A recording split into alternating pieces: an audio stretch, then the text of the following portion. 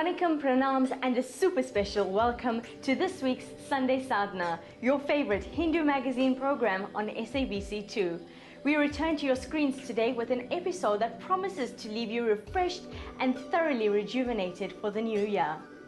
Starting the lineup are members of the Seva Sitanda Sangam during their observance of Karthikey Deepam in Marion Hill, and later we join the Art of Living Foundation for an energizing lesson in breathing and yoga. Karthikey Deepam is one of the oldest Hindu observances and is characterized by a strong celebratory atmosphere. Guided by the lamp of universal love, the Seva Sitanda Sangam of Marion Hill has carried the torch of Indian traditions and kept our heritage burning bright. Today we join members of the Seva Sitanda Sangam as they ignite the Jyoti of oneness at their recent festival of Karthikey Deepam.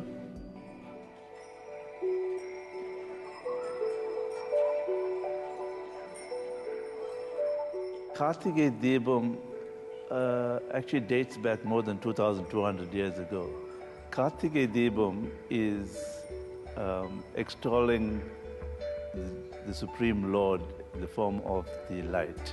It's dedicated to Lord Shiva, to Guru Swamigal, to showing us that there is a higher source, and it's important for us to acknowledge that source. Deepam means light, and Karthikey Deepam is praising God and connecting with God through the form of the light in this particular month of Karthikey.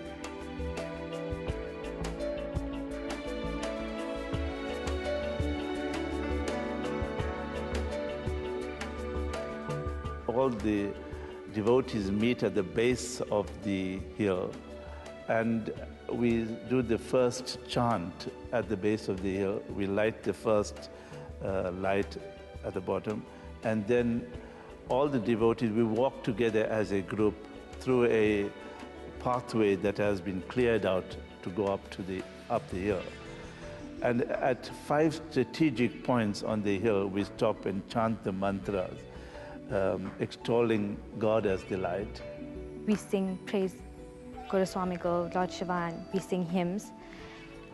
We hoist a flag, and we light a huge, massive lamp. It gives an opportunity for people from far and wide to be able to connect with that light and take their hands in prostration to that light.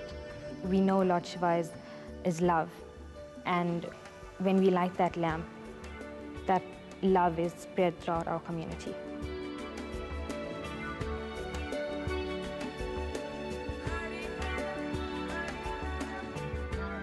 The Jyoti Malay, which we conduct annually, is basically trying to replicate what happens in Tiruvannamalai.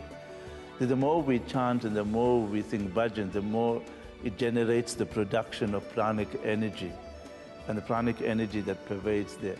And it's the pranic energy that drives out all other negative energy that pervades in the environment. The hill itself is in an environment we think it's away from industrial pollution, it's away from the city center.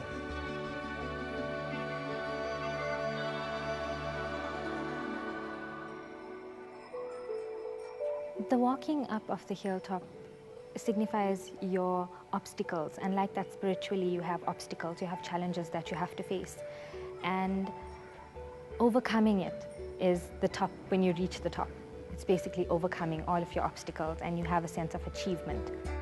In our spiritual pathway, we also need to facilitate the transformation of our inner darkness of ignorance to the light of knowledge and wisdom. Now, obviously, we need to experience this awakening in our spiritual lives. And in this awakening means living in light, being in light. And when you are in light, then you respond more appropriately to the stimuli of this world. Light is something that is universal. It is applicable to all religions, all denominations, all sectors. And it is beyond the boundaries of religion, caste, color, creed, languages. And it therefore appeals on a broader spectrum of people to be able to connect with God through this light.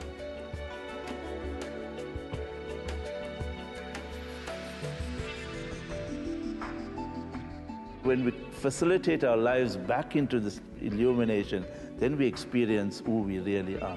And that's the transformation that needs to take place, that awakening. Because we wake up in the morning to the light after experiencing the darkness of the night. So likewise, this transformation is going through the darkness, coming out, awakening to a new experience of illumination, enlightenment, and light. And that's what the light is all about.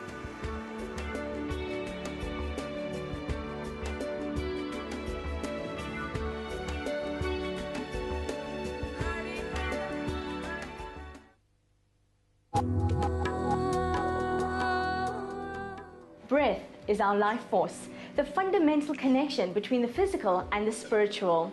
Yoga allows us to connect with this ultimate life force in a very special way. Today's Sunday Sadhana joins members of the Art of Living Foundation at an early morning yoga session to revitalize the senses for a healthy start to the new year.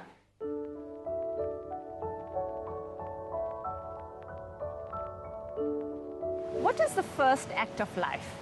We take a breath in. And what is the last act? We take a breath out. And everything in between is life. And breath is life. See, breath is a constant source of energy. We are able to do without sleep, water, and food for a few days. But how long can you go without your breath? 2 to 3 minutes? So breath is so vital to our existence.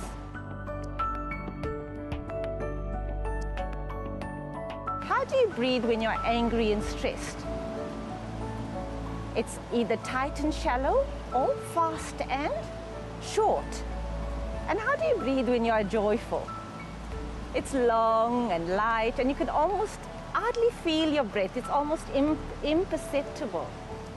So what you notice that the breath plays an important role in your emotional and mind states. There's a direct connection between both of them. And one affects the other. So knowing this, the breath can now be used as a tool to change the emotions as well as the patterns of the mind.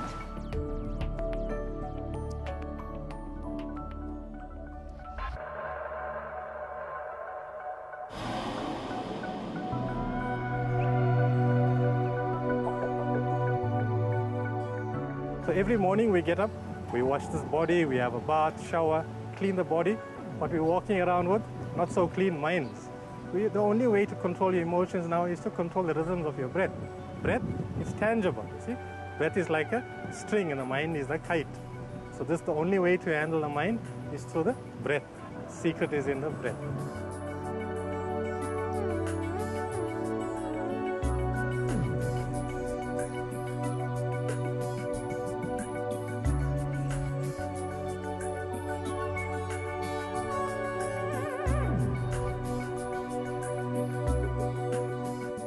The jewel of the Art of Living course is the Sudarshan Kriya.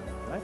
Sudarshan Kriya, Su means proper, Darshan means vision, Kriya means purifying action. So through the purifying action of the breath, we get a vision of the self. You know, every morning we do this sun salutation, Surya Namaskar.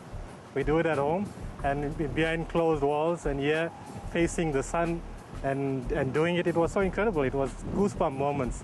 Actually feeling the prayer, it felt so much deeper. See, the Surya Namaskar, it's 12 different postures, right? And all different mantras, and it's salutations, actually salutations to the sun. The sun god that helps with beneficial for eyesight and our general well-being. And yet if you set these rhythms in the morning and calm, relaxed, centered, so your whole day you tend to handle all situations in a similar manner.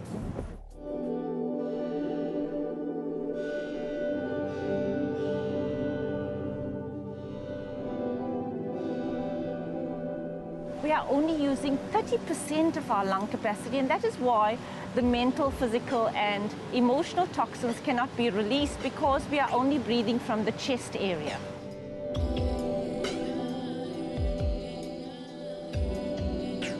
Yoga simply in Sanskrit means union. Yoga encompasses all the breathing techniques, postures. It's not just, it's meditation as well. It's not just postures alone on its own. Right? So it's a complete system. And then by going through this knowledge of yoga, we become to feel this oneness. You know, when that union happens, and you feel this oneness, you see the divinity in yourself, divinity in others, and then you experience this oneness. As you practice regularly, slowly over a period of time, you'll notice changes happen.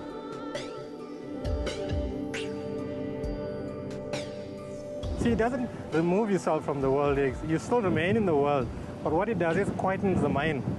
In quietening the mind, you're still in the world, but the mind is still in a calm space.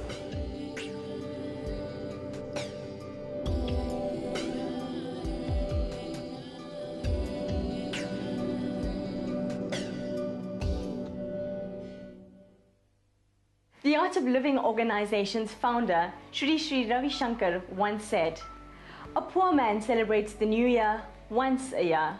A rich man celebrates every day, but the richest man celebrates every moment." So, breathe deep, keep up the sadhana, and stay connected. Until next time, Jai Gurudev.